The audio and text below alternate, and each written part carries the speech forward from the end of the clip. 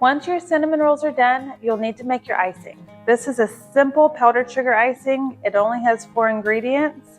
You can do a cream cheese icing if you want to, or add any flavorings that you would like. We like to keep it simple here. So this is 2 cups of powdered sugar.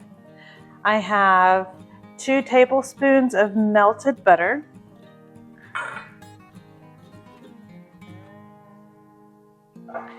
About 1 to 2 teaspoons of vanilla.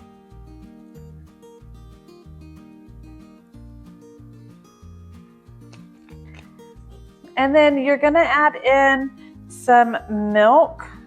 I have some here. This is about 2 tablespoons. I'm gonna add a little bit at a time until I get the consistency that I want.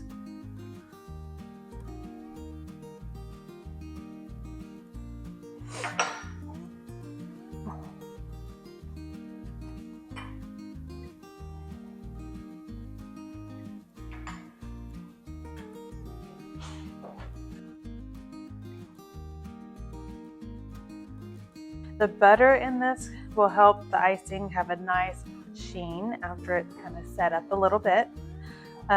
Before the cinnamon rolls cool off completely, you're going to want to pour this over them. You don't want to do it right when they come out of the oven. You want to give them about 10 minutes to cool off first, but you definitely want them to be warm while you pour this over. It's going to help it soak into the cinnamon roll and be nice and gooey.